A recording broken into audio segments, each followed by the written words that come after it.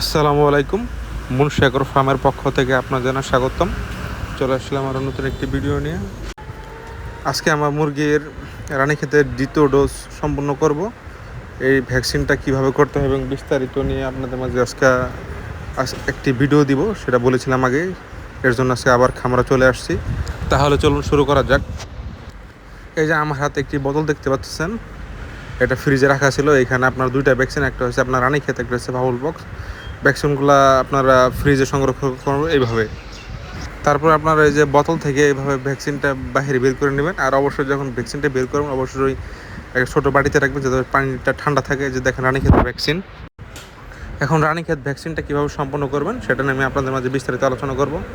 Ranikhet vaccine করার আগে অবশ্যই যখন আপনারা যেদিন ভ্যাকসিন করবেন সেদিন ভ্যাকসিন করার আগে কোনো প্রকার মেডিসিন দেবেন না, সম্পূর্ণ সাদা পানি থাকবে। আর ভ্যাকসিন করার আগে অবশ্যই 3 থেকে 4 ঘন্টা আগে আপনারা খাবার এবং পানি সরিয়ে রাখবেন। এতে করে দেখা যাচ্ছে কি আপনার যখন আপনার পানিতে ওষুধটা মিশিয়ে দিবেন তখন দ্রুত খেয়ে নেবে।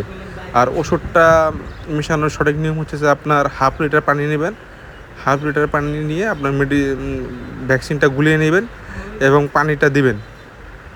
এই যে দেখেন আমি দিয়েছি, দেখেন সবগুলো বাচ্চা কি সুন্দরভাবে খাচ্ছে। দেখেন কোনো একটা বাচ্চা বাদ নেই, সবগুলো বাচ্চা কি সুন্দরভাবে খেয়ে নিচ্ছে, কারণ এর আগে আমি 3 থেকে 4 ঘন্টা কোনো খাবার পানি দিই নাই। এর জন্য এরা দেখেন সবগুলো বাচ্চা একসাথে খেয়ে নিচ্ছে। আর আপনারা অবশ্যই ভ্যাকসিন করার পরে প্রতি 1 লিটার পানিতে 2 গ্রাম লাইসোবিট দিবেন। প্রতি 1 লিটার পানিতে 2 গ্রাম লাইসোবিট দিয়ে 8 ঘন্টা খামারে রাখবেন। ভ্যাকসিনের পরে সবচেয়ে গুরুত্বপূর্ণ হচ্ছে আপনার লাইসোবিটটা শরীর দুর্বলতাকে অনেক কাটিয়ে উঠতে সাহায্য করে। ভ্যাকসিন করা শেষ হলে অবশ্যই ভ্যাকসিনে ব্যবহৃত ইঞ্জেকশান এবং পানি খুব দূরে ফেলে দেবেন। আরেকটা কথা মনে রাখতে হবে, সেটা হলো যে ভ্যাকসিনের পানি কখনোই আধা ঘন্টার বেশি খামারে রাখবেন না। যেহেতু সরকারি ভ্যাকসিন, আমি মনে করি আধা ঘন্টার বেশি খামারে না রাখাই ভালো। হয়তো বেসরকারি ভ্যাকসিন, অন্যান্য কোম্পানির ভ্যাকসিন হয়তো আধা ঘন্টা একটু বেশি রাখা যায়, কিন্তু আপনারা সরকারি ভ্যাকসিন কখনো আধা ঘন্টার বেশি খামার রাখবেন না। এই যে দেখেন আমি খাবার পানি দিয়ে নেই, কী সুন্দরভাবে এরা দ্রুত সবগুলো মুরগি বাচ্চা খেয়ে নিচ্ছে, কোনো একটা বাচ্চা দেখেন বাদ নাই।